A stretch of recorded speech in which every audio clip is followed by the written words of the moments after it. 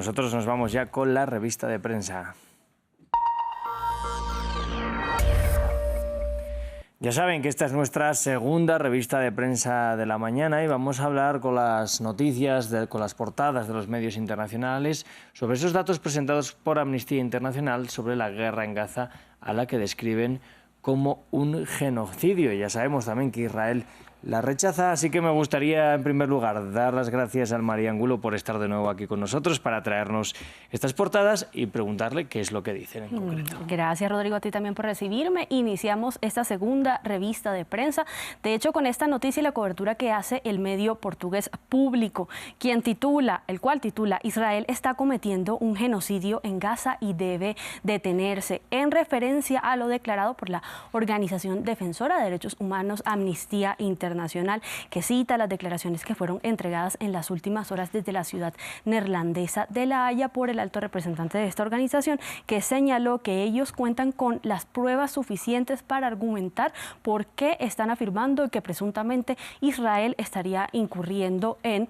crímenes de guerra que constituirían un genocidio contra la población palestina en territorio gazatí. Representan, según el medio, en referencia a lo declarado por Amnistía Internacional, una muestra inequívoca de que lo que se está cometiendo por parte de Israel en el marco de la guerra que, recordemos, inició el 7 de octubre del año 2023 tras el registro de ataques por parte del grupo Hamas a Israel, cuando inició también una represalia en su contra. Vemos también cómo el medio alemán TASS titula con la misma noticia y dice, abro comillas, esto es genocidio, cierro comillas, Amnistía Internacional sobre la guerra en Gaza. Reseña que a esta conclusión llega la organización tras la elaboración de un informe que ha sido divulgado este jueves 5 de diciembre, que cuenta con 296 páginas y en el cual se argumenta que se reseñan evaluaciones de presuntos crímenes de guerra que incluirían también ataques a instituciones hospitalarias donde son atendidos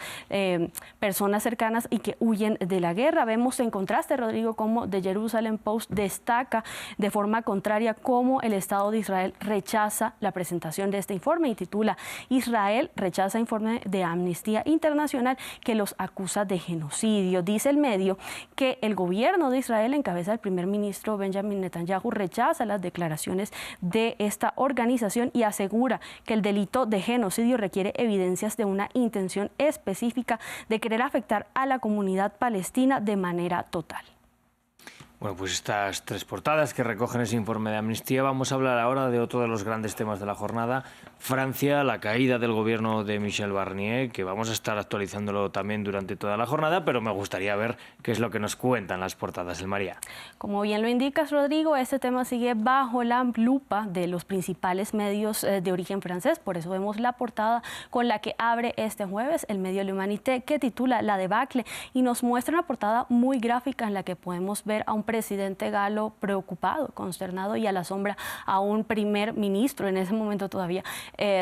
Michel Barnier, consternado también en medio de este contexto al que el medio describe como la era post-Barnier. Destaca la forma en la que la Asamblea adoptó la moción de censura en su contra. Vemos también cómo Liberación titula con la misma noticia, dice Michel Barnier censurado, y nos muestra la imagen de un Michel Barnier cabizbajo y ya retirándose de un recinto diplomático de espaldas, y hace referencia a lo que sería el muy rápido paso de este líder político de 73 años por el cargo de primer ministro, que recordemos estuvo en estas funciones desde su designación por parte del presidente Emmanuel Macron el pasado 5 de septiembre. En su edición del día, de hecho, este medio nos ofrece un artículo interno que dice que lo que estaría viviendo en estas últimas horas Michel Barnier sería una especie de el final de su viacrucis diplomático, y dice, abro comillas, en 3 meses en Matignon el efímero primer ministro apenas tuvo tiempo de dejar huella, y destaca que sus concesiones no pudieron mantener a raya a sus oponentes, pero tampoco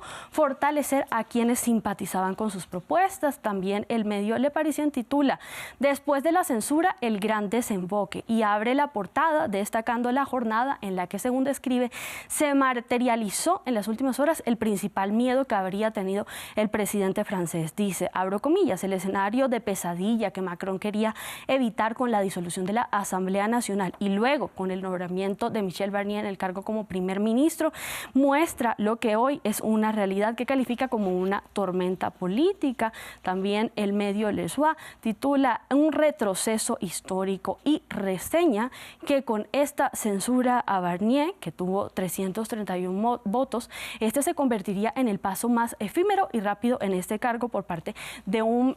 líder diplomático, y destaca el rol que Barnier cumplió en las negociaciones del Brexit como representante de la Unión Europea. Vemos también, cerramos este tema con la portada, Rodrigo, de The Times, que titula Francia entra en crisis tras la caída del primer ministro, y dice que se trata del tiempo más corto en el cargo desde el año 1958.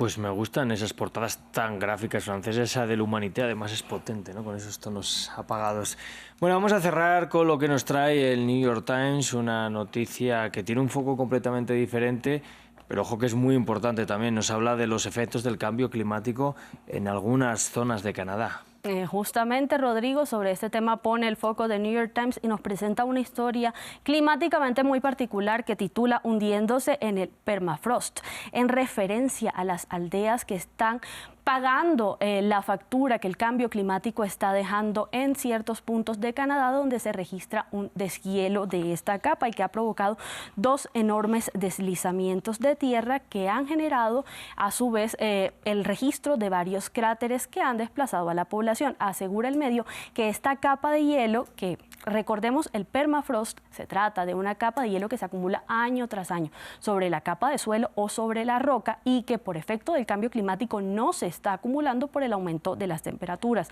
Lo que dice el medio es que Canadá ya está perdiendo esta capa de hielo y que los habitantes, principalmente de las aldeas indígenas, están pagando el precio. Así que hacen un llamado a la disminución de actividades que puedan también intentar paliar los efectos del cambio climático. Dice el medio también que la situación que está viviendo la población es de cierto abandono y desconsuelo por parte estatal, y que quienes le prestan realmente atención y realizan labores de cobertura sobre cómo se está dando este hielo son únicamente las organizaciones que están defendiendo que el cambio climático en efecto sí existe y que necesitan mayores medidas y restricciones para paliarlo. Me puedo imaginar la agonía de la gente también, ver que bueno, pues su tierra está desapareciendo prácticamente de la nada.